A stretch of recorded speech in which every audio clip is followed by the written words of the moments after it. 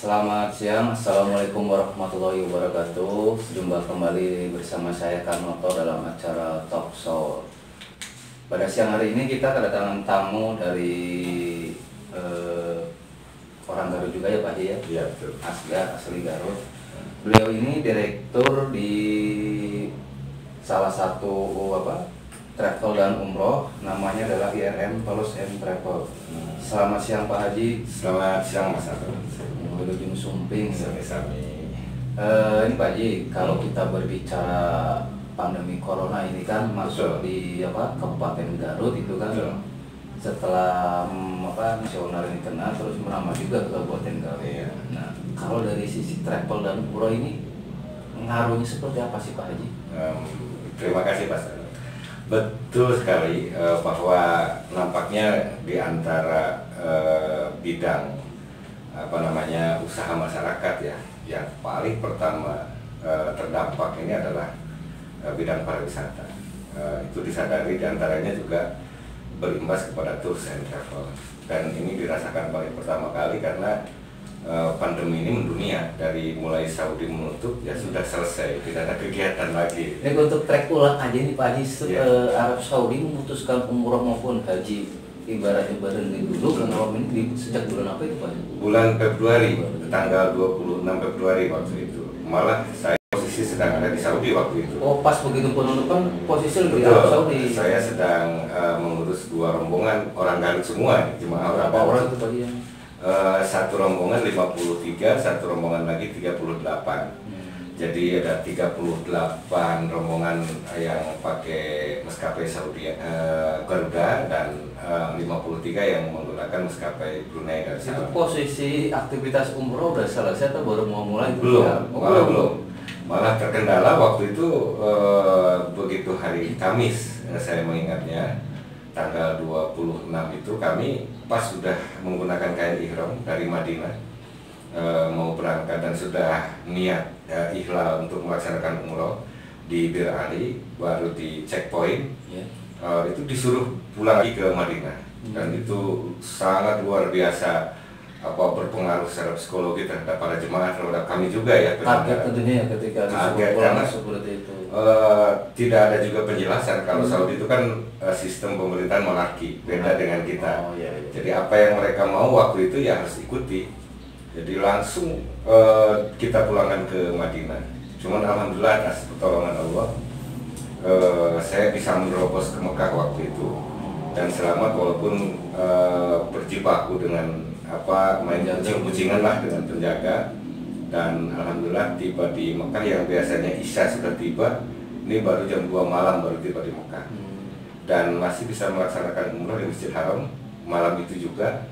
Esoknya langsung ditutup Masjid Haramnya. Jadi sangat luar biasa dramatis waktu itu. Ada nggak jamaah yang terharu sampai menangis atau seperti apa? Pak Haji ini kan pemerintah Arab Saudi kan waktu itu juga menyuruh suruh pulang ya, nah, ketika Pak Haji dan rombongan berhasil menembus itu dengan segala upaya ataupun dengan ketika terlaksana prosesi umroh itu sendiri, hampir semuanya menangis jemaah itu. Apalagi setelah mereka mengetahui aturan informasi yang jelas ya, bahwa ini diakibatkan oleh pandemi yang begitu masif di Mekah waktu itu, sehingga pemerintah Mekah langsung menutupnya. Hanya yang jadi krusial waktu itu hampir dirasakan oleh semua penyelenggara ibadah umroh ya, travel di Indonesia. Hampir rata-rata mereka memikirkan bagaimana pulang ke Indonesia, sebab penerbangan sudah stop waktu itu. Dan akhirnya ya berbagai upaya cara kita kalau bahasa sekarang mungkin yang terdampar hampir terdampar luar biasa waktu itu. Tapi alhamdulillah ya, tanggal 7 Maret itu alhamdulillah sudah tiba di Jakarta dan langsung ke Garut. Beberapa hari kemudian sudah total PSBB di kita. Betul. Nah ini Pak Haji, selain tadi bercerita tentang mungkin perjalanan ketika mendengar umroh terus disuruh ke balik. Nah kalau ini sampai saat ini sendiri pemerintah itu sejauh apa sih Pak Haji? Ibaratnya kan ini pemerintah Arab memutuskan untuk ditutup. Betul. Nah efek yang langsung kerasa seperti apa Pak Haji? Sekarang ini minat masyarakat tidak dipungkiri ya, Iya. untuk melaksanakan ibadah umroh dan haji itu sangat luar biasa di Indonesia. Antriannya begitu panjang. Kalau boleh tahu kan udah biasa ke Arab nih Pak Haji. Iya, iya. Dari seluruh negara di dunia yang pergi ke Arab, Indonesia itu urutan berapa Pak Haji? Jamaah yang berangkat ke Menurut urutan kalau haji itu kedua. Oh, kedua. Ya, setelah Itu India. sedunia itu. Ya, luar India itu biasa lebih banyak. masyarakat Indonesia ya. Indonesia itu sangat luar biasa dan memang memiliki khas tersendiri. Orang Saudi juga memahaminya, jemaah Indonesia ini muadab itu yang penuh tata krama, sopan, Ramah. mudah dikendalikan, nurut sama aturan, gitu. Sangat mudah dikendalikan. Beda dengan jemaah-jemaah yang luar ya. Jadi sebenarnya orang Saudi itu senang kehadiran orang Indonesia ini, dan mereka memberikan penghargaan tersendiri terhadap tingkah laku dan perilaku jemaah haji Indonesia, terutama yang patuh, taat, berakhlak gitu ya. Jadi beda dengan jemaah-jemaah dari luar negeri lainnya. Ini sedikit prolog Pak Haji kan, Ya. barangkali ada yang belum tahu sejak kapan sih nih Pak Haji terjun ataupun aktif di dunia umroh travel ini. Oh iya, saya ini sebetulnya dulu di Bandung, Mas Nono, ya. Jadi di Bandung sekitar tahun 2005 saya mulai menggeluti bidang umroh, masih dengan travel yang lain ya di Bandung. Pada saat itu kebetulan beliau guru saya sendiri, kemudian mengawal saya untuk bisa mengurus bidang umroh. Akhirnya baru 3 tahun yang lalu mungkin diizinkan oleh Allah, karena ini kalau perusahaan ini berkaitan dengan modal ya, maksudnya jadi nggak begitu mudah ya untuk membangun sebuah perusahaan perjalanan ibadah umroh. Berkaitan dengan izin PPIU-nya dari Kementerian Agama dan Belum ngurus ya, belum bisa Kemenkumham, harus ada perwakilan dan lain sebagainya. Dan ini memang bukan hal yang mudah, walaupun sekarang masyarakat banyak yang tertarik ke dunia itu. Iya, kalau nggak salah sampai ada yang viral kan Pak Haji. Iya, iya. Yang travel umroh Odong-odong banyak sekali. Tapi memang dihimbau ke masyarakat ya, sebaiknya yang diketahui track recordnya saja. Nah, cara memilih mungkin Pak Haji kiat-kiat bagi masyarakat belum tahu secara rinci tapi jelas gimana sih memilih travel haji dan umroh yang resmi ataupun yang izin dari pemerintahnya sudah ada, terus ibaratnya ketika melaksanakan umrah di Arab pun ibarat disambut dengan baik. Seperti apa Pak Haji? Yang pertama itu dia memiliki izin PPIU dari Kementerian Agama. Itu Dirjen PHU, penyelenggara haji umroh di Kementerian Agama itu mengeluarkan izin PPIU, jadi penyelenggara pelaksanaan ibadah umroh itu. Dan di Indonesia ini dari asalnya itu sekitar 1000 lebih. Sekarang tinggal 970 lagi kurang lebih travel di Indonesia yang berizin setelah pemerintah melakukan verifikasi dan yang nakal-nakal itu dicabut izinnya dan sebagainya, karena memang kasihan juga Pak Haji ya, masyarakat kasihan, korbannya banyak sekali. Nah, supaya tidak terulang kembali, yang pertama dilihat dulu izinnya. Jadi apakah travel tersebut memiliki izin atau ngecek tidak? Udah ada izinnya itu belum sudah Pak Haji? Sebetulnya ada, nanti tinggal ke Kemenak langsung. Ya, jadi website di Kemenak itu sudah secara terbuka. Umpamanya ini ada yang menawarkan umpamanya ke rumah PTA gitu ya. Dicek aja nanti di Kemenak, PTA itu ada pada tertulis. Karena di situ ada direktori seluruh PPIU yang ada di Indonesia ini. Otomatis ketika PTI ini memang sudah resmi bakal tercantum di website Kemenak. Iya, bakal tercantum semuanya secara berurut ya, dan alamatnya, pemiliknya, direkturnya gitu, kemudian track recordnya dan sebagainya sudah ada di situ. Selain izin apa lagi? Yang kedua program dengan harga itu sangat menentukan. Biasanya ada yang unik ya di masyarakat ini, urusan umrah itu cari yang murah-murah gitu ya. Beda kalau beli rumah pengen yang mahal-mahal gitu. Yang mewah ya. Yang mewah Ya, gitu. umrohnya Ibadah. Iya, dan pasti yang digantinya. Tapi malah yang murah yang dipilihnya. Yang murah kalau berangkat sih mending, ini sudah murah malah tidak jadi berangkat. Ini ya, kemarin kasihan banyak korbannya. Betul, korban. Nah, jadi itu untuk cek kedua ini pemerintah sudah menggariskan Kementerian Agama melalui Dirjen PHU itu sudah menggariskan, memberikan patokan. Jadi setiap travel kalau mau berangkatkan dengan standar umpamanya bintang 3, jarak ke masjid umpamanya di atas 500 meter dengan program yang sederhana itu 22 juta atau 20 juta sampai 22 juta. Berapa lama? 500. Ya kalau jalan kaki ya mungkin setengah jam lah, setengah jam bisa. Itu sekitar 20 sampai 22 juta, itu standar pemerintah. Berarti kalau ada di bawah itu, nah itu perlu dicurigai dulu. Ini kenapa nih? Jangan-jangan nggak sampai gitu. Sebab sebetulnya tiket, visa, hotel itu sudah bisa dilihat ya, price atau harganya itu berapa. Jadi umpamanya penerbangan return bolak-balik itu harus berapa. Jangan-jangan begini, oleh travel yang nakal itu dia dibelikan hanya untuk berangkatnya. Setelah di sana ditinggalin, tidak ada tiket untuk pulang. Masing-masing gitu. Iya, tidak ada tiket untuk pulang, bisa jadi kan, karena murahnya.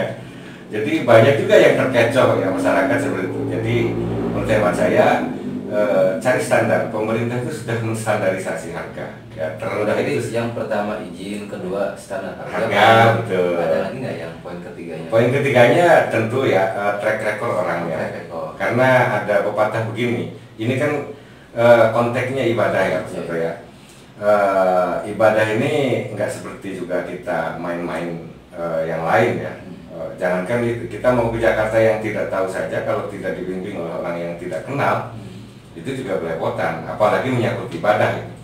Ada sebuah pepatah malah di Arab ini populer di kalangan para ulama ya. Wa may yakunil qulubu lahu dalilan katanya. Ya murru ala jafil kilab. Barang siapa yang mengangkat burung gagak untuk dibimbing oleh perjalanannya, maka pasti dia akan dibawa melewati bangkai-bangkai anjing. Artinya harus, kalau bukan ahlinya, track record latar belakang orang itu hanya bisnis saja umpamanya. Ya ibadahnya nanti nggak karu-karuan, dia nggak fokus membimbing ibadahnya terus bagaimana.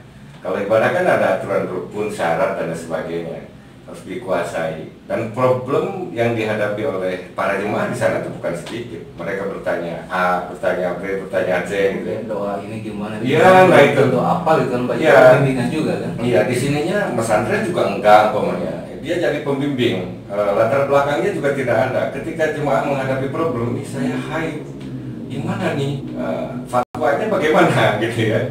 Dan itu dilematis bagi jemaah. Jadi umroh ini beda dengan perjalanan risroh pada umumnya, memang terkait dengan ibadah gitu. Sebaiknya track record orang yang membawanya itu sampai mana itu, untuk menjamin ketenangan kita. Supaya tidak dibawa sakaba-kaba dalam bahasa Garut. Sakaba-kaba. Ya. Nah, terus ini Pak Haji, di masa pandemi ini, kalau nggak salah ini kan pemerintah udah mulai membuka ini. Ya, pemerintah Saudi itu umroh sendiri. Iya. Apakah ada pembatasan, misalkan sebelum corona, bangsa Indonesia misalkan sekian orang berangkat. Nah, ada wabah ini seperti apa Pak Haji? Betul. Ini sangat pertanyaan yang sangat kontekstual ya, Pak Cato. Sekarang ini betul-betul menjadi perhatian dunia karena minat jemaah umroh yang banyak ini. Jadi seperti yang saya juga pernah menyampaikan analisa sebelumnya, bahwa sekitar bulan Agustus itu umroh sudah dibuka, tapi pasti Saudi akan melakukan tahap-tahap. Maka tahap pertama dibuka ini untuk masyarakat Saudi dan ekspatriat yang ada di situ. Lokal dulu gitu. Nah, baru per November kami sudah analisa pada saat itu, dan memang benar per November itu pasti untuk orang luar Saudi. Dan kemarin sudah resmi dirilis ya berita dari Kementerian Haji dan Umroh Saudi bahwa visa untuk umroh dari negara luar itu sudah mulai dibuka per November ini. Per 1 November sekarang ini. Jadi masyarakat yang sudah rindu menunggu ingin berangkat umroh itu sebetulnya bisa diajukan oleh travelnya per 1 November. Iya. Terus ini berangkatnya Pak Haji ketika misalkan per 1 November kita mengajukan, keberangkatannya sendiri ya bulan November juga. Bulan November juga. Tentu kalau per 1 November dibuka visa ya mungkin baru tanggal 3 diberangkatkan. Hanya menurut hemat saya nih, di masa pandemi ini Saudi menerapkan aturan protokol COVID-19 sangat luar biasa, berat. Malah saya yang datang ke kantor pun ya untuk menyatakan umroh dan sudah daftar jauh-jauh hari sebelumnya pun sementara ini saya tahan dulu. Ada kenaikan harganya apa Haji? Tentu itu. Ada ya? Termasuk diantaranya itu imbas daripada pandemi ini kenaikan harganya hampir 40%. Yang biasa standar umpamanya ya, yang bintang 4 yang itu 25 juta umpamanya. Yang jaraknya sekitar 200-300 meter dari Masjidil Haram, sekarang ini bisa mencapai 32 sampai 34 juta. Berarti lumayan kenaikannya 40% lebih. Jadi yang pertama disebabkan karena Saudi menerapkan kelipatan pajak sekarang 30%. Oh, dari umroh itu? Iya, jadi untuk meningkatkan PDB Saudi. Itu termasuk perjalanan pesawat nggak Pak Haji? Termasuk. Indikator termasuk dari hotel ya.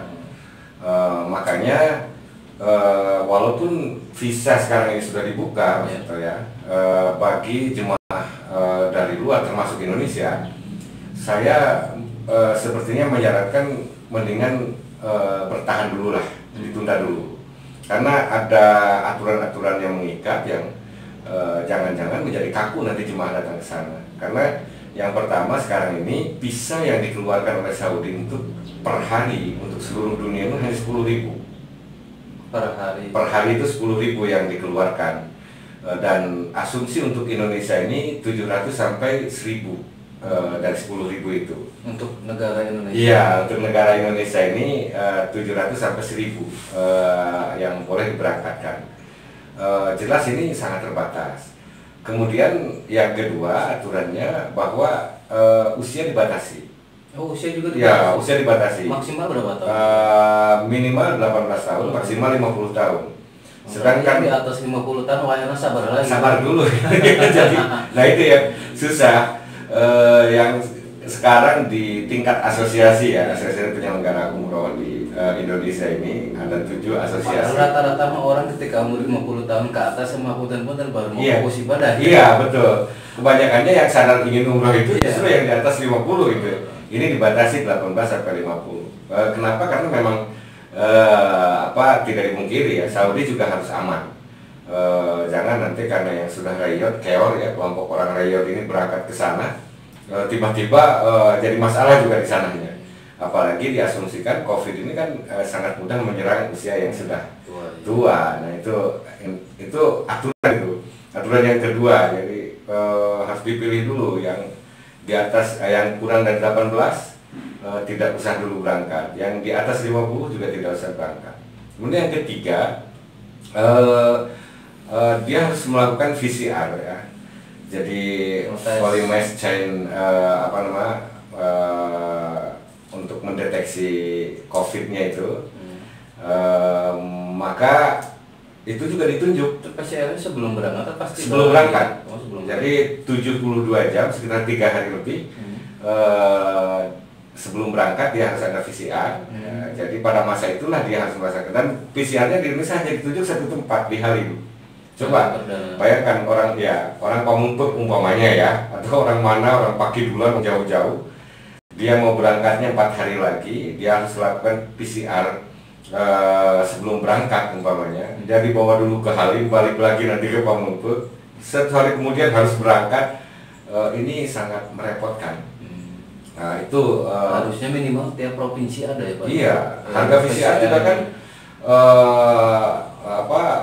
polymerase chain reaction itu juga bukan sedikit ya, berapa gitu ya, 1.800.000, 1.600.000 itu biaya tambahan lagi. Jadi beban jemaah. Belum lagi nanti setelah datang ke Saudi, ya sesuai jadwal umpamanya, setelah datang ke Saudi maka dia wajib dikarantina 3 hari. Oh, masuk karantina dulu. Masuk karantina dulu. Maka nanti pihak travel akan menyediakan hotel. Kalau dia umpamanya kedatangannya di Jeddah, di King Abdul Aziz, maka dia harus booking hotel selama 3 hari di Jeddah. Berarti wajar saja kalau umroh ada kenaikan Pak Haji ya. Betul. Karena datang ke sana nggak bisa langsung kegiatan, Iya. harus karantina dulu. Karantina. Otomatis biaya hotel juga nambah ya. Nambah. Hotel di karantina itu juga nggak boleh kemana-mana. Harus di hotel itu, tidak boleh keluar hotel. Dan jika diketemukan nanti dia membawa paspor keluar hotel, belum selesai karantinanya malah kena denda. Karena di Saudi ini agak lumayan juga ketat. Dendanya lumayan besar, Pak. 1.000 rial per orang itu. Kalau dirupiahkan berarti sekitar 4 juta lah kurang lebih. 4 juta satu lumayan kali bisa denda. hidup untuk buat sebulan lebih. Bisa gitu. Di Garut. Nah, ini kalau tidak pakai masker saja di sana itu kena itu 1.000 real. Luar biasa Mas sekarang ini ya. Jadi berat sesungguhnya. Kalau sudah 3 hari baru boleh dia diperkenankan dan umrohnya hanya 1 kali. Jadi biasanya umum kaum muslimin dari Indonesia ya yang melaksanakan ibadah umroh kan esok mengulang lagi, dia mengambil start dari Tanim, dari Jainrona gitu ya, dari Nahlah, dari mana-mana, dari Hudaybiyah untuk mengulang umrohnya. Nah dengan sekarang melalui sistem ini hanya 1 kali. Jadi dia nanti di barcode dan tentu setiap jemaahnya juga harus memiliki kemampuan untuk membawa Android, karena dia harus mengupload aplikasi Tamarna. Jadi setiap ke masjid dia mengajukan gitu. Nanti diperlihatkan kepada pihak otoritas Masjid Haram. Nanti ada barcode jadi lihat, oh iya orang ini berizin masuk Masjid Haram. Jadi nggak bebas. Kayak komputer password paling-palingnya. Passwordnya boleh masuk daftar. Iya masuk. Susah Mas. Berarti lebih ketat lagi ya. Lebih ketat dan dahulu tidak ada seperti itu. Tidak hanya sampai di situ pengetatannya. Jadi ke masjid. Kemudian yang paling krusial yang mungkin agak berat bagi jemaah Indonesia. Sekarang ini kan dikelompokkan per 20. Satu bis itu dulu kan 40, 45 gitu ya. Sekarang ini harus setengahnya karena social distancing itu. Dari mulai pesawat sampai ke bis angkutan transportasi di sana. Dari 20. Dan 20 ini akan dibimbing oleh tour leader dari Saudi. Dari sampai Saudi. Ke umroh. Nah ini bagaimana komunikasinya jemaah Indonesia nanti? Apalagi nggak bisa bahasa Arab. Iya, apalagi dari sini. Ini ngomong naon? Nggak nyambung nantinya. Jadi mereka mau bertanya juga bingung gitu ya. Walaupun orang Saudi umpamanya cakap dia menjelaskan, tapi kan nggak bisa bahasa Karena canggung juga. Canggung. Karena baru ketemu baru kenal. Iya. Beda kan kalau yang membawanya kita gitu. Mereka mau bertanya apa, ada keluhan apa, kita bisa layani, kita selesaikan sesuai dengan adat kebiasaan orang-orang sini. Gitu. Orang Saudi mana gitu ya? Akan ngerti ini orang Garut harus nggak ngerti mereka. Jadi bakal seperti itu aja gitu. Nah ini berat, jadi kalau menurut hemat saya nih, rasa-rasanya kita mending menunggu dulu lah sampai bukan normal, artinya ada perubahan. Karena per Januari itu katanya penerbangan itu mulai bebas.